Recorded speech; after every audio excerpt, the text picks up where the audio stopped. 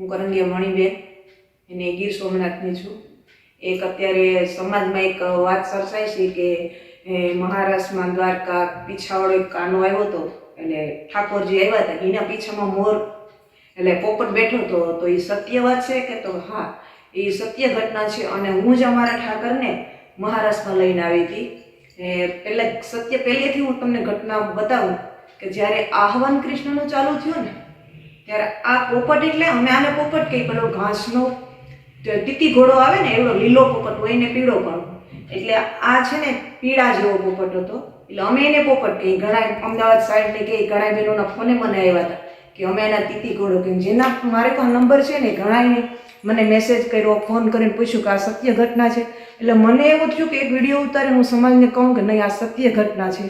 અને છેલ્લે મારે લીરીબેન પાસે જવું હતું, પણ મારી તબિયતને લીધે હું છેલ્લે મહારાષ્ટ્ર રમી અને નીકળી ગઈ। એટલે જ્યારે આહવાન ચાલુ થયું ને ત્યારે આહવાન પહેલાં આ પોપટ આવી ને મારી ગોઠણની બાજુમાં થોડોક છેટો આવી બેઠો, એટલે હકીકતે પહેલાં મેં નહોતો જોયો, પણ બાજુવાળી બેને કીધું કે મણીબેન આ કૃષ્ણ આવી ગયા એમ કરીને મૌન હતું, એટલે બે વાર એને નમસ્કાર કર્યા, એટલે મેં એમ નમસ્કાર કર્યા। પછી મારી ભત્રીજાઓ પાછળ કવિતા હતી, મેં કવિતાને કીધું કવિતા કૃષ્ણ તો આવી ગયા, તો એ હસી અને એને કીધું કે ફઈ હમણાં કે આ બધા એટલા માણસો એટલા બેનો રમશે તો ક્યાંક પણ એનો પગ આવશે બેનો તો એ ચીપાઈ જાય। તો મેં એને એમ કીધું કે હું આમ લઈને સિંહાસનમાં મૂકી દઉં, તો કે હા। એટલે બાજુવાળી બેને લઈ અને પીછામાં મૂકી દીધી, આ મૂકી દીધો કૃષ્ણ, એટલે કૃષ્ણ પાસેથી આમ દર્શન કરી આમ ચડી ગયો અને પીછામાં બેસી ગયો, એટલે ન્યા બેઠું।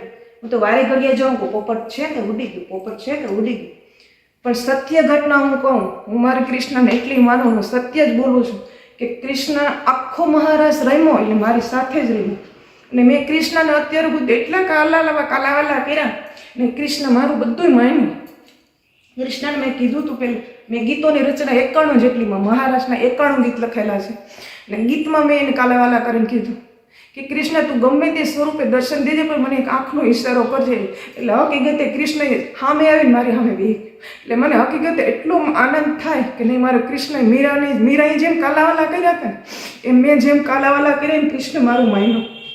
અને છેલ્લે મેં કીધું કે દર્શન કર્યા વગર હું પાછી નહીં આવું, ભલે હું તારો પાડીઓ થઈ પૂજાવું દ્વારકામાં, પણ હું દર્શન કર્યા વગરની નહીં આવું। અને છેલ્લું ગીત મેં લખ્યું તેમાં કીધું મેં કે હે કૃષ્ણ હું મારો પીછાનો શણગાર કરીને આવી, પણ તું એક નજર તો મારી ઉપર કરજે। ને કૃષ્ણ હકીકતે આવ્યો ને કૃષ્ણ મારી સાથે રમ્યો, એટલે હું ભાગ્યશાળી મારી જાતને માનું કે કૃષ્ણએ મેં જેમ કીધું એમ કર્યું ને કૃષ્ણ આવી અને આખો મહારાષ્ટ્ર પૂરો થયો ને ત્યાં સુધી મારો કૃષ્ણ અહીં જ બેઠા રહ્યા।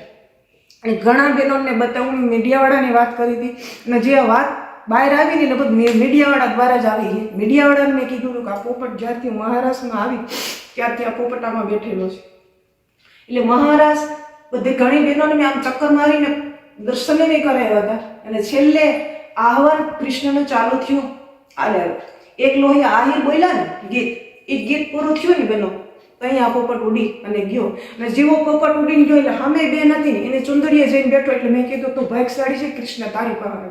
એટલે આ સત્ય ઘટના છે, અને હું મારી જાતને એટલી આનંદ અનુભવું છું કે મેં કૃષ્ણને છેલ્લે એ પણ કીધું કે કૃષ્ણ તું આવી તો મારી પાસે રમજે, એટલે કૃષ્ણ પાસે તો આવ્યો પણ મારી સાથે રમ્યો।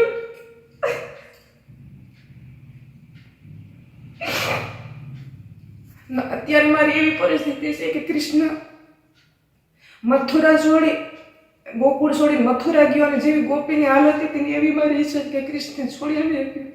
અત્યાર સુધી એમ હતું કે મારો કૃષ્ણ આવશે, મારો કૃષ્ણ આવશે, અત્યારે કોઈ ગીત લખવાની ઈચ્છા નથી થતી, કોઈ કામ કરવાની ઈચ્છા નથી।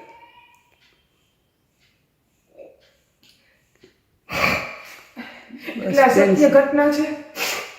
જય દ્વારકાધીશ। આ વિડીયોને બને એટલો શેર કરજો, લાઈક કરજો। જય દ્વારકાધીશ।